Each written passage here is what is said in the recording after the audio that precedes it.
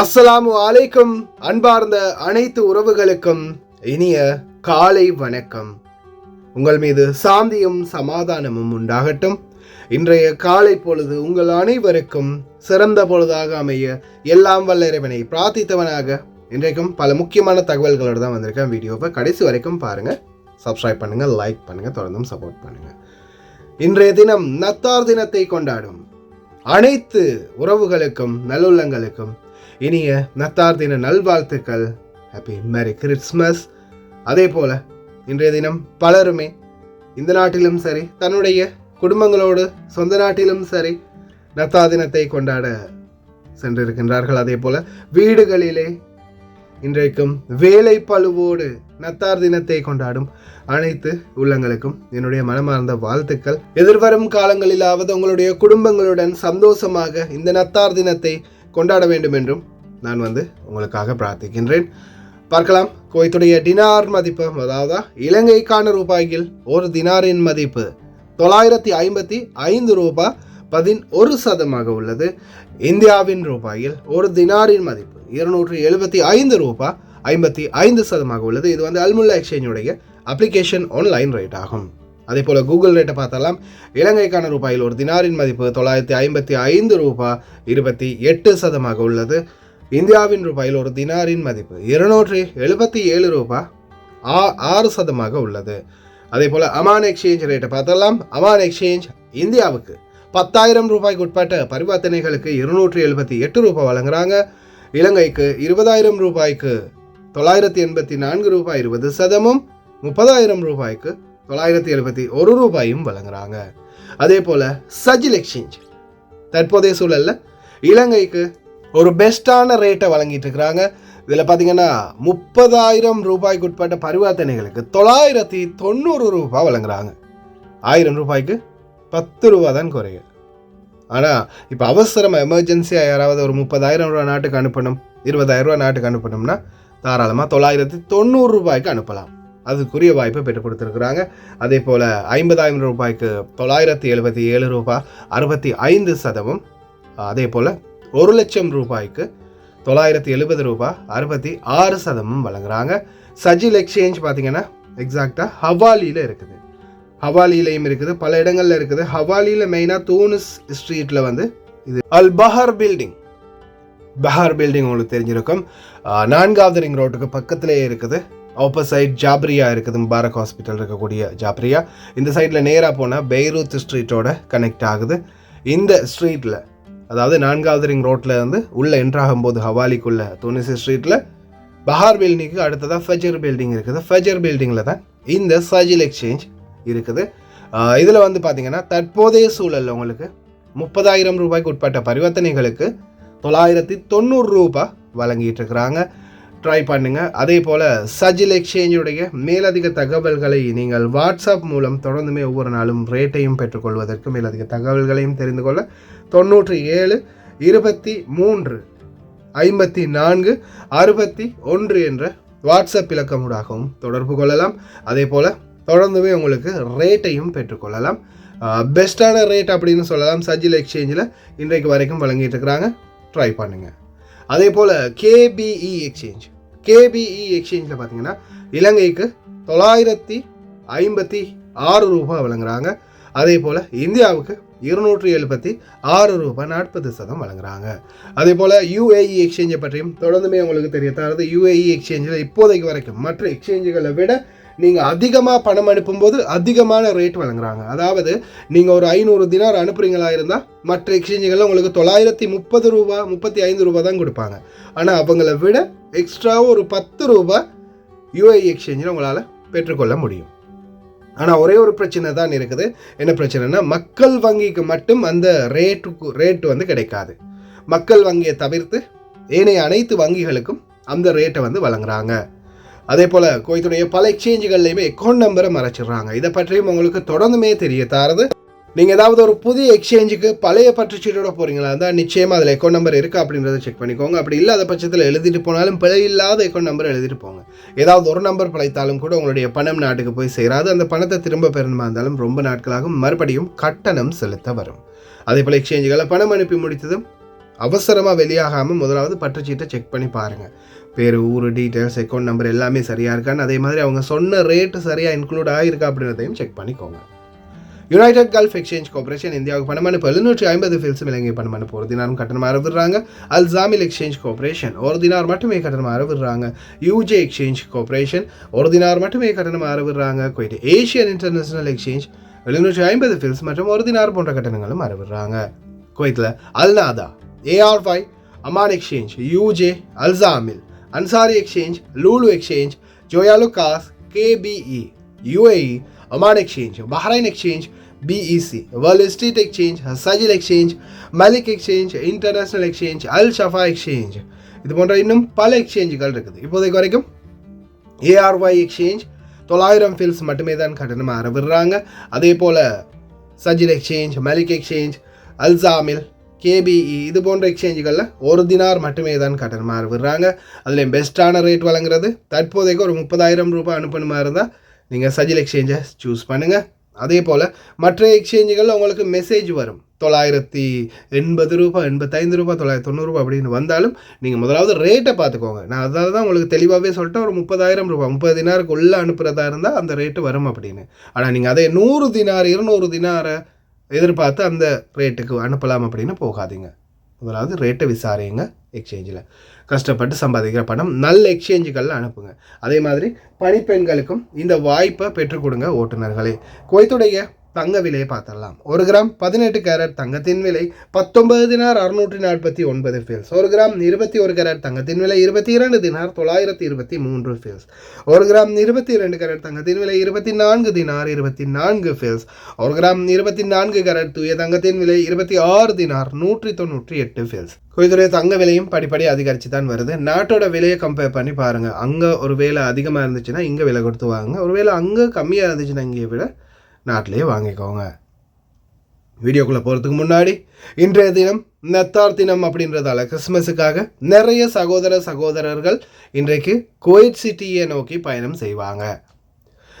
இந்த முறை குவைட் சிட்டியில் பார்த்தீங்கன்னா செம்மையான ஒரு டிராஃபிக் எப்படியுமே இருக்கும். எந்த ஒரு பெரிய அளவான எந்த ஒரு பிரச்சனையும் இல்லாதால முதல் ஒரு காலம் இந்த கொரோனா சீசன், அதுக்கு பிறகு ஒவ்வொரு பிரச்சனைகள் வந்ததால் நிறைய பேர் போக முடியாத சூழல் இருந்துச்சு. ஆனால் இப்போ கொஞ்சம் ஓரளவுக்கு சுமூகமான நிலைகள் இருக்கிறதால நிறைய பேர் வீட்டில் இருக்கக்கூடிய நிறைய பணிப்பெண்கள் குறிப்பாக வெளியாகி போவீங்க, ஓட்டுநர்கள் வெளியாகி போவீங்க. அப்படி போகிறதா இருந்தால் தயவு செய்து ரொம்ப கவனம். அதே மாதிரி உங்களுக்கு தெரியும் செம்ம டிராஃபிக்காக இருக்கும். அதே மாதிரி தான் நாளை மறுநாளும் வெள்ளிக்கிழமையும் அது மாதிரி தான் சரியான ஒரு பார்ட்டி எப்படியுமே இருக்கும். க்ரௌடுன்னா அப்படி ஒரு க்ரௌடு பார்க்கலாம் மாலியாவில். இன்றைக்கும் அதே மாதிரியான ஒரு க்ரௌட் எப்படியுமே இருக்கும். அதனால் போகிற அனைவருமே ரொம்ப கவனமாக போங்க.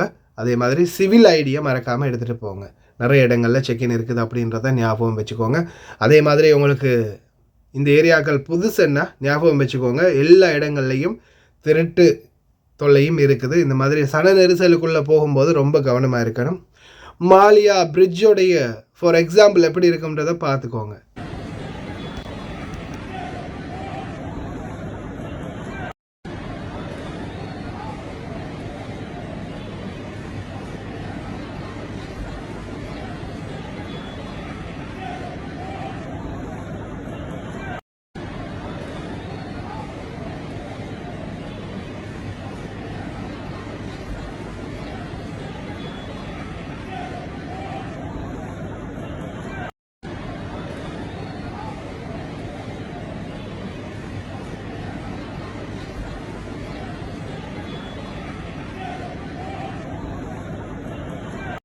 இதோ வந்து விட்டது, எனக்கும் வந்து விட்டது, பணிப்பெண்களுக்கும் இதோ வந்து விட்டது.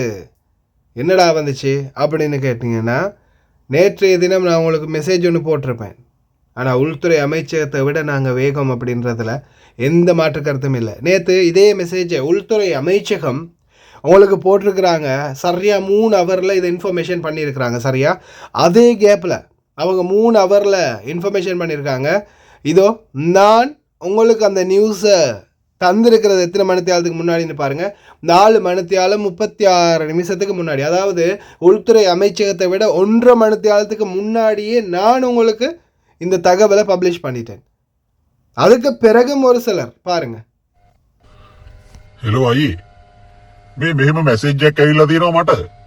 මේ මට ගෙවන්න මේ පැනල්ටි එකක් තියෙනවලු කියලා ඉවරලා. එහෙම සාමාන්‍යයෙන් මට මම දන්න මොනවත් එහෙම කේස් එකක් නෑ කිසිම දෙයක්. මේ වාහනේත් ඔය ලයිට් එකක්වත් ඇදිලා නම් මනම් එහෙම කේස් එකකුත් නෑ. මේ විදිහේ නම්බර් වලින් මෙහෙම මැසේජ් එනවද? මේක කුවේට් නම්බරයක්ද මේ තියෙන්නේ +44 කියලානේ. මේ එනවද? එතකොට මේ වෙබ් එක තියෙනවා ඔයාලගේ දාලා. ඔය තියෙන යට MOI කියලා මෙහෙම එකක් එනවද? මේක බොරුවක්ද කියලා පොඩ්ඩක් ඔයා දන්නවනම් පොඩ්ඩක් මට වෙලාවක් තිබ්බොත් මැසේජ් එකක් දාන්න පුළුවන්ද වොයිස් එක? என்ன பிரதர் லிங்க் எல்லாம் அனுப்பியிருக்கிறாங்க, என்ன லிங்க் இது? என்னுடைய முக்காலஃபா இருக்குன்னு சொல்கிறாங்க, எனக்கு ஃபைன் இருக்குன்னு சொல்கிறாங்க, என்னாச்சு என்னது, எனக்கு பயமாக இருக்குது, என்னென்னு பார்த்து சொல்லுங்கள் அப்படின்னு அவர் 5 மணிக்கு பிறகு தான் அனுப்பியிருக்காரு. நானே அது 2 மணிக்கெல்லாம் நான் அந்த நியூஸை போட்டேன்னு நினைக்கிறேன். சிலருக்கு வந்து வீடியோ போட்டும் பார்க்குறதுக்கு நேரம் இல்லை. ஆனால் பர்சனலாக வந்து அந்த மெசேஞ்சரில் மெசேஜ் பண்ணுறது தான் பெரிய தப்புன்னு நினைக்கிறேன். வீடியோ பார்க்குறதுல டைரெக்டாக வந்து நம்மள்ட்டே கேட்குறது. பர்சனல் இன்ஃபர்மேஷனை ஸ்டொப் பண்ணால் நல்ல போல தான் தெரியுது. அப்போ தான் வீடியோவாவது வந்து பார்ப்பாங்க. இரவு முழுக்க கண் முழிச்சு வீடியோ போட்டால் வீடியோ பார்க்காம டைரெக்டாக வந்து நம்மள்ட்டே கேட்குறாங்க. இப்போ வீடியோ போடுறதுக்கு என்ன பலன் இருக்குது? பேசாமல் இதெல்லாம் நிப்பாட்டிட்டு அப்படியோ மெசேஞ்சர்லேயே உட்காந்துருந்தா நல்ல போல் இருக்குது. அதே போல் தான் நேற்று பணிப்பெண்கள், வீட்டு பணிப்பெண்கள் பலருக்குமே இதே மெசேஜ் வந்து வந்திருக்குது. அது எங்கே இருந்துட்டு அவங்க டிரைவிங் லைசன்ஸ் எடுத்தாங்க, எந்த ரோட்டில் போய் கேமரா அடித்தாங்கன்னே தெரியல. வீட்டு பணிப்பெண்களுக்கு அதே மெசேஜ் வந்துருக்குது. யாருமே மெசேஜுக்கு ரிப்ளை பண்ண வேண்டியதில்லை. அதே மாதிரி ஒரு காமெடி பீஸ் நேற்று சிக்கினாலும் சிக்கிச்சு, செம்மையாக சிக்கிச்சு. அதில் இவர் வந்து ஐடி கார்டை தூக்கி காட்டினார். பாகிஸ்தானி, கன்ஃபார்ம் இவங்க வந்து பாகிஸ்தானி, சரியா? உள்துறை அமைச்சகத்துலேருந்து நான் தான் போலீஸ் பேசுகிறேன், அப்துல் ரஹ்மான் பேசுகிறேன், என்னோடய ஐடி கார்டை பார்க்கணுமா, இதோ பாருங்கள் அப்படின்னு கெத்தா அப்படி ஐடி கார்டெலாம் தூக்கி காட்டுறாப்புல மாப்பிள்ள. தூக்கி காட்டினா அப்போ அந்த ஐடி கார்டில் சில விடயங்களை வந்து அவர் மிஸ் பண்ணியிருக்கிறாங்க. பிரிண்ட் பண்ணினவனுங்க சரியாக பிரிண்ட் பண்ணாமல் எப்படி பண்ணியிருக்காங்கன்றதை கடைசியில் சொல்கிறேன். இந்த மாதிரி யாராவது உங்களுக்கு கால் பண்ணினால், நாங்கள் போலீஸ்லேருந்து வந்திருக்கிறோம், நாங்கள் குவைத்துடைய சிஐடியிலேருந்து பேசுகிறோம், உங்களுக்கு வந்து இப்படி முக்காலஃபா இருக்குது, உங்களுக்கு ஒரு ஃபைன் இருக்குது, இல்லை உங்களை வந்து நாங்கள் அரெஸ்ட் பண்ண போகிறோம், நீங்கள் இந்த மாதிரி பண்ணியிருக்கிறீங்க, ஃபோனில் வீடியோஸ் பார்த்துருக்குறீங்க, நீங்கள் ஒரு வேளை உண்மையிலேயே ஏதாவது ஒரு தவறு பண்ணியிருப்பீங்க, அது அவங்களுடைய அந்த தூண்டுதலுக்கு நீங்கள் பயந்து என்ன செய்யணும் சார், நான் சாரி சார், நான் தெரியாமல் பண்ணிட்டேன் சார் அப்படின்னு நீங்கள் அவங்கள்ட்ட பணிஞ்சு போனீங்கன்னா அதை பிடிச்சிருவாங்க அவங்க. அதுக்கப்புறமா உங்களை வச்சு பிளாக்மெயில் பண்ணி நாங்கள் இப்போ பிடிச்சி இப்போ ஜெயிலில் போட போகிறோம், இல்லைனா இதுக்கு காசு கொடு, அப்படி இந்த இதுக்கு லிங்க் அனுப்பு, நாங்கள் அந்த ஃபைனை கட்டணும் அப்படி இப்படின்னு சொல்லுவாங்க. அதுக்கப்புறமா கார்டு வச்சுருந்தாங்கன்னா அவசரத்தில் கொடுத்து தொலைச்சிருவாங்க. சரி, அதெல்லாம் விடுங்க. தம்பியோடைய மூஞ்சை கொஞ்சம் நல்லா உத்து பாருங்க, நல்லா இந்த முகத்தை உத்து பாருங்க, பார்த்துட்டிங்களா? அதே மாதிரி ஐடி கார்டில் எப்போவுமே இப்படி இந்த மாதிரி ஃபோட்டோ பிடிக்க மாட்டாங்க. ஐடி கார்டில் வந்து இவருடைய ஃபோட்டோ வந்து இப்படி இருக்குமா, இந்த மாதிரி இருக்குமா ஐடி கார்டில்? சரி, அதை விடுங்களே. ஆளோடைய மூஞ்சி நல்லா பார்த்தீங்க தானே? ஐடி கார்டில் பிறந்த ஆண்டுக்கு முன்னாடி இப்படி தானே வரும், 273, 275, 295 அப்படி தானே வரும். பத்தாக்க மதினியாவில் போட்டிருக்கு 273. அப்போ அதாவது இவர் வந்து 1973ஆம் ஆண்டில் பிறந்திருக்காரு. அப்படின்னா கிட்டத்தட்ட பைபிளுக்கு எத்தனை வயசு? 51 வயசு. 73 to 2024, 51 வயசு. 51 வயசு ஆள் மாதிரியாக இருக்குது. சிவில் ஐடியில் பர்த் ஆஃப் டேட்டை போடும்போது அவன்றதை பார்த்து அப்படியே காப்பி அடிக்காமல் கொஞ்சம் அதில் இருக்கிற எதையாவது ஒன்று மாற்றி அடிங்கடா, அப்போயாவது டெவலப் ஆகுறீங்களான்னு பார்க்கலாம். யாரோ ஒருத்தர் சிவில் ஐடியை காப்பி பண்ணியிருக்காங்க, அதில் அப்படியோ அதில் இந்த பர்த் ஆஃப் டேட்டையும் காப்பி பண்ணிட்டானுங்க. சின்ன பயலுக்கு ஐடியா அடித்து கொடுத்துட்டானுங்க. சரி, ஓகே. அடுத்ததான் நேற்று தினம் ஈராக்கில் 4 ரெக்டர் அளவில் பூகம்பம் பதிவாகி இருக்குது. ஈராக்கு நெருங்கிடுச்சு, நல்லா தான் இருக்கிறான் குவைத்.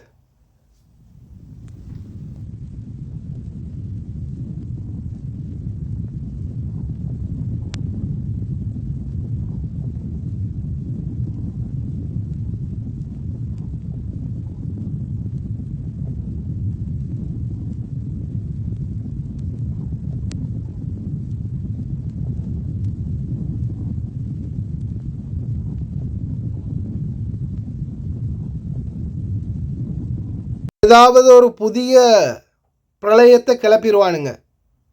முதலாவது ஈஸ்டர், அதுக்கப்புறம் இப்போ கிறிஸ்மஸ் தினத்தில் எனக்கு முன்னாள் எல்டிடியால் பிரச்சனை இருக்குது, அதே போல் ஐஎஸ்ஐஎஸ் பிரச்சனை இருக்குது, எனக்கு வந்து என்னோடய உயிருக்கு ஆபத்து இருக்குது. நீ செத்தா என்ன, வாழ்ந்தா என்ன, இதுக்கு பிறகு கட்டையில் போகிற வயசில் எதுக்கு கவலை? அப்படித்தானே? Breaking news. போலண்ட் சத்திய பிரமாணமே எடுத்துட்டாங்க. நெத்தியான்கு நம்ம ஏரியாக்குள்ள அடி எடுத்து வச்சா அடுத்த கணம் அவரை அரெஸ்ட் செய்வோம் அப்படின்னு, உடனடியாக கைது செய்வோம் அப்படின்னு தெரிவிச்சிருக்காங்க. அதே போல் உங்களுக்கு தெரியும், இப்போ ரீசெண்டாக நான் வந்து ஒரு வீடியோ ஒன்று போட்டிருந்தேன். யமன் நாட்டு ஹவுதி படையினர் வந்து செங்கடலுக்கு மேலால் பறந்த 2 விமானங்கள் F-18 விமானங்கள் 2 வந்து போர் விமானங்களை தாக்கியிருந்தாங்க அப்படின்னு. அதற்கு பதிலடி கொடுக்குற விதமாக இதோ தயாராகிறாங்க அமெரிக்கா. செங்கடலில் என்ன தான் நடக்க போகுது அல்லாஹு ஆலம். அதே மாதிரி ஒஃபிஷியலாக அனௌன்ஸ் பண்ணியிருக்கிறாங்க இஸ்ரேல் இஸ்மாயில் ஹனியே, ஹமாஸுடைய லீடர் இஸ்மாயில் ஹனியேவை நாங்கள் தான் கொண்டோம் அமெரிக்காவுடைய உதவியோடன்னு. அதே போல் சிரிய நாட்டின் புதிய கொடியை தற்போது குவைத்தில் இருக்கும் குவைத் தூதரகத்தில் இதோ நேற்றைய தினம் கொடியேற்றப்பட்டுள்ளது.